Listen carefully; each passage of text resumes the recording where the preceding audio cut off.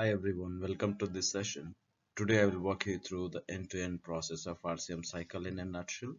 And this workflow typically followed inside the large offshore RCM companies, okay, like R1 RCM, Ascent Healthcare, Omega Healthcare, AGS Healthcare, Optum. So these are all some medical building companies which runs on this RCM cycle to make sure the cash flows directly from insurance to the providers. So this is a standardized internal workflow followed across the hospitals, physicians groups, billing companies. So first, I just wanted to give you a heads up. In India, whenever a person is sick, he'll directly go and identify the nearby hospital and get the treatment, whereas in US, it's completely different. So the very first and foremost important thing is to have the insurance card, then only they'll be able to get the medical treatment. So that is the mandate thing. And once the insurance card they get, then the insurance should be valid for the day that what they're planning to take the treatment. Then only the insurance will cover for the payments. Now, moving on, the very first one is the patient access and the front office operations, as you see here. So this is the front office overview, and this is the very first stage in the complete RCM cycle. Okay, one moment. Let me highlight the pointer. Yeah. So the patient pre-registration and the types of businesses here are the doctors and the hospitals. This workflow, very good and easy to comprehend. So that is the reason I'm using this workflow. There is one more flow chart that I can use it, but this is easy to interpret. And for the other module, we'll be using the other workflow. This is the very first stage of revenue cycle, and everything will be revolving around only three people here. One is the patient, second one is the provider, and third one is the insurance company. So these three are major participants in medical billing terminologies. We call them as three P's. One is patient, provider, the one who provides the service, and the payers, the one who pays for the medical expenses, or the insurance companies. So who is a patient? Patient is the one who need medical assistance or the medical care. Provider is the one who provides or the give or gives the medical treatment, and the payer is the one who reimburses the medical expenses. All right. So the moment the a person identifies that he needs to go to the hospital, then what he'll do is, first step is he will identify a network hospital which the insurance has approved to visit. Then he will go to the hospital through identifies hospital through email, SMS, chat, or live voice call or direct walk-in. So at this stage, the front office collects the complete patient details like name, date of birth, address of the patient, insurance, and contact. There are two things that you need to remember. The one who pays the premium, that person will be called as the identified insured member, and he might be patient or someone who is dependent on his family might be a patient. So patient is not necessarily the always member to the insurance. And here the accuracy is very important, because any mistake here in the beginning stage of the RCM cycle will lead to all the denials. So if everything goes clear, crystal clear here, the claim will be very super easy to get the reimbursement. All right. Next one is during the pre-registration, a scheduling will be done, identifying the availability of the doctor and availability of the patient. A day will be given to meet the doctor, and during that time, they'll be running the eligibility and verification test. So what is this EV and BV? So in this step, typically the patient's insurance coverage, which date to which date the insurance is active, eligibility date, copay is per visit. Whenever he is trying to visit to the hospital, he need to pay a flat fee fixed by the insurance. A deductible is the threshold that patient needs to pay before insurance starts making any payment. And authorization. So any service that is medically not necessary or a little complex, then the provider is supposed to reach out to insurance, get the permission. So that permission is called as the authorization. And there are two types of authorization. One is the prior authorization, and the second one is the retro authorization. So before rendering the service, if the provider gets that authorization, that is prior authorization, and anything, after submitting everything, the claim gets denied, then the air caller try to reach out to the insurance, then gets the authorization, that is prior authorization.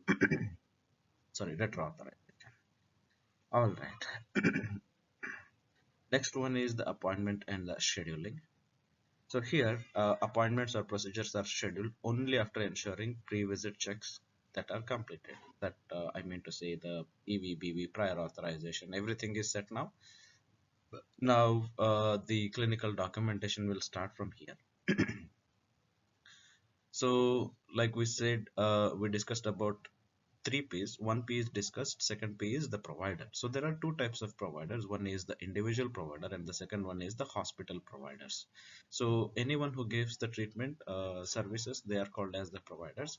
So in individual providers, we have two types of providers. One is the PCP, the primary care physician, and the another one is SCP, specialty care physician.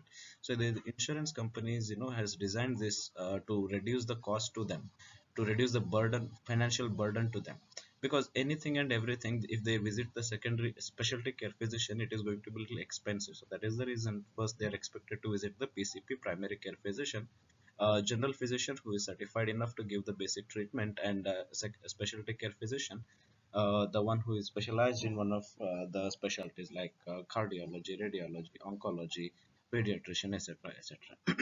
So they will go and start the treatment. Once the patient is treated, the clinical documentation begins here. So during the time of treatment, the patient explains his illness, called as the diagnosis code in the medical billing terminology, and whatever the doctor gives as a treatment, that will be called as the treatment codes. So why these codes are very important? Because US people are very sensitive towards their medical health information. They don't want to disclose to anyone. So that is the reason. They want it to be very private. So that is the reason we have the medical coder sitting here and converting it into the medical coding alphanumeric codes. The diseases and the treatment will be converted into alphanumeric codes. So these days, the most of the hospitals, they do not have this medical transcriptionist. So what do they do during the time of conversation? There will be a device called as dictaphone that will be used to record the conversation, and then this guy will be converting voice file to text files. So these days it is very much automated. So here itself they'll be having the text files. Then the text files will be given to the medical coding team. So this everything happens at the back end till this place till back end.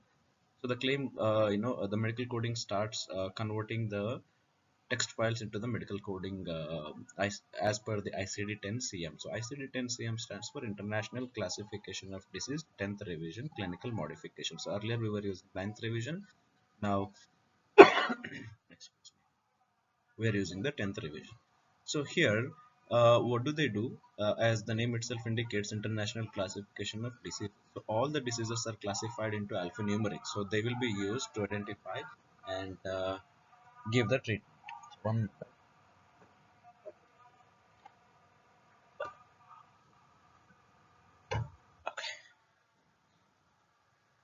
Now, the treatment will be converted into the medical coding team. As you see, there is a guy, charge entry.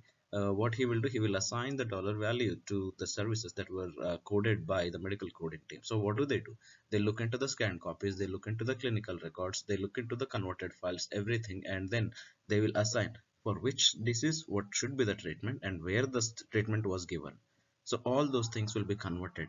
Now, the coding is given to the charge entry. At the same time, the scanned images during the time of pre-registration, we will be taking the what do you say, ID card, SSN card, everything we will be taking, and we'll be creating a profile in the PMS, that is the practice management system.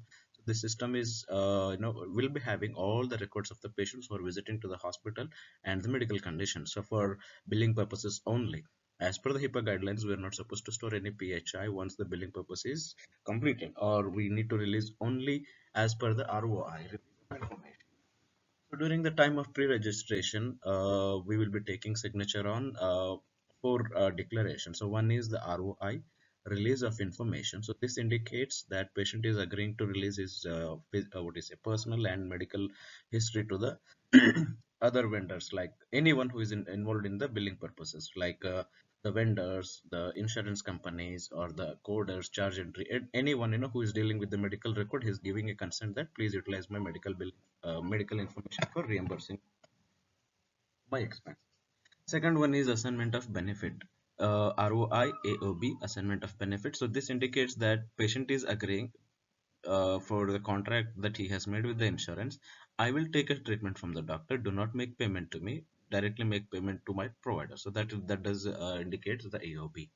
AOB, Alpha Oscar Bravo, AOB. Then there is one more thing that is called as the WOL, waiver of liability, WOL. So that indicates that if I do not have any insurance, if my insurance is not covering anything, then I will pay from my pocket for the commercial insurances. So he will take a treatment. If the provider is not getting any payment from the insurance, then he can directly bill the patient. So that indicates the WOL.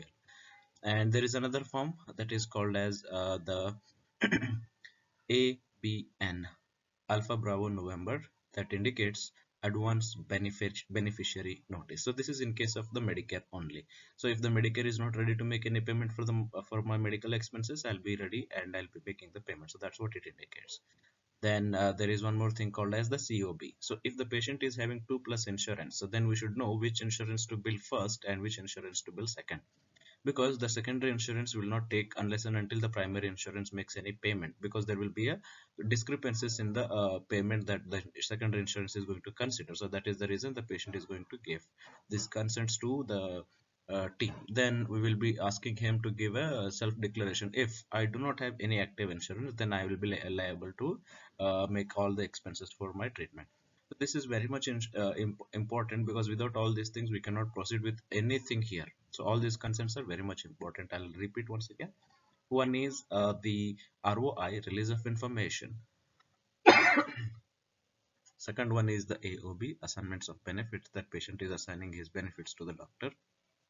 Third one is WOL, waiver of liability for the commercial insurance. If the commercial insurance are not making any payment, please go ahead and bill me. That is what it is indicating. The same thing goes with the ABN, but that is in case of Medicare. Then the fifth one is the COB, that is the coordination of benefit. The patient is telling which insurance is primary, secondary. So ideally, any citizen is expected to have only three insurance, that is primary, secondary, tertiary. So once the primary insurance pays, then secondary insurance will pay, and the tertiary insurance will pay. So this we'll talk about more in payers. So that's all about the consent forms that we take from the patient. So after that, the charge entry team working with the CDM and the claim will be generated. There are two types of claim forms to be submitted for the medical treatment. One is the CMS 1500 form, and the second one is the UB0. CMS stands for the Center for Medicare and Medicaid Services, and UB stands for Uniform Billing. These are the two claim forms that we'll be using, and for the dental expenses, we'll be having the dental claim form. So now all these claim forms will be having three components, as you see. One is the patient, the provider, service, and the insurance details. So what are all the services that we give? So that is what the claim form will be, that information will be having to identify the patient, then to make the payment for the services. Now the demo entry scanned images will be given to this, and the coding will be given to this. So everything is ready now to be submitted to the insurance. Since there are 50 states in US, and n number of patients are coming, to reduce the manual work, we have the clearinghouse is a scrubber. Ideally what it does, it scribes everything, and whatever the information which is not correct as per the payer policies, it bounces back. Anything which is as per the policy, it will pushes to the insurance, that is clean claim. So rejected claims will be sitting back in the clearinghouse for the clarification and what is the correction. Once we make any corrections, then they'll be pushing the claims to the insurance companies. So the clean claim will go to the insurance companies. They will be making a decision whether to make a payment, whether they need more information to process, to understand more detail in the services, or the patient has given any ROI, AOB or not. So all those cross verifications the insurance will do now. So these 837 claim forms will be given to the insurance, and now insurance looked into all those things, and they will be making a decision. So they will be making a decision like full payment, partial payment, denial, or holding the claim for additional information, or all these things they will do. Now Once they make any decision, they will be giving to the providers. So the very first team that the providers will be having is the cash posting team. So the moment they receive the remittance, so we call, so provider is submitting the claim form.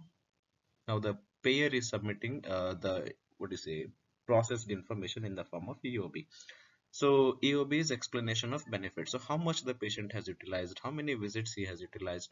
So if the patient has billed $1,000, how much the insurance company has considered for the payment, how much is patient responsibility in terms of copay, co-insurance, all those information they will be giving on the form, their form. So it is a pair specific. All the information will be same. I mean, it differs from payer to payer, insurance to insurance company. So ideally, we call it as the EOB.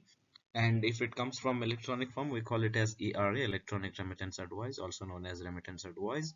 And in Medicare, it will be called as Medicare Summary Notice. Explanation of payments is another name.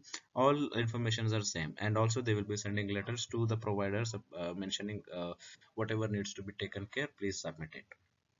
Now, cash posting team will look into the form, and they will be responsible to match, individual records to this account. So whatever account was created, for example, patient ABC came, and the ABC came 1 2 3 patients. So likewise, 100 patients claims have been submitted to the insurance. So these guys, they will map those information to these 100 patients. So that is what their no task is. So once it is done, the outstanding balance, the denied claims, everything will be given to the next department, that is the AR department, accounts and receivable team. So what do they do? Any outstanding balance which requires their attention in terms of reaching out to insurance through voice call, IVR, interactive voice response, or submitting an appeal, requesting to overturn their decision, or following up on the denials, all those things, or any claim that does not have any response, all those things they will be looking for it. So that is what the AR callers does. And when we talk about the denial management, so what do they do? The denials management, the very important thing. Now, the denials are categorized into: one is technical, clinical, eligibility, coding, timely filing. So this helps in routing the to the correct department. For example, this team has made any what you say incorrect registration. So then you can submit that eligibility department. What is the name of the patient? Name is not matching. Date of birth is not matching. Address is not matching. So this will be the ideal place to cross verify. Or we can directly reach out to insurance, because the insurance has already taken all the information before releasing the insurance policy to patient. So this will be the ideal place, and this will be the ideal place to cross verify insurance company plus the demo entry or charge in, the PMS system. Now, likewise, if any coding complexes are there, then they will be submitting these error callers will route internally to the coding team. Then the coding team will look into all this information. If not, they will be looking into the doctor's prescription, everything. Then they will give a second opinion. So likewise, they will be working. And AR callers, what do? They follow up on pending or denied claims by calling payers, checking in the payer portals. So voice team, they make outbound calls to the insurance, and non-voice team works on the appeal in terms of submitting appeal, whatever it is. So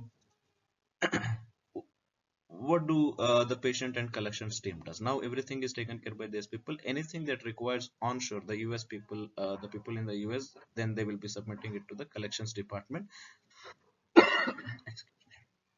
They will reach out to patient, and they will make sure any information that requires from the patient, they will be able to collect and put it back into the PMS. So any department which requires that information, they will be processing and submitting it to the insurance to get the reimbursement. So patient statements are generated for what do you say, the co-pays, the deductible, and non-covered services. So now this team, ideally, most of the healthcare industries, I mean healthcare companies, they will be having a calling team, and they will handle patient queries, payment plans, and online payment support.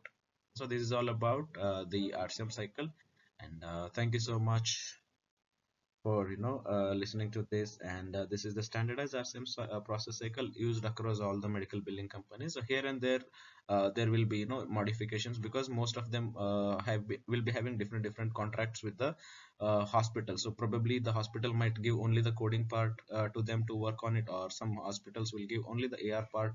Depends. then you can now use this to understand to analyze the complete revenue cycle from start to finish. And also I'll be able to give, I mean, I'll suggest you something.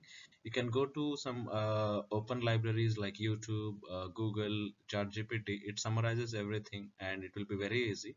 And any questions, please reach out to me. Thank you. Have a good day, rest of your day.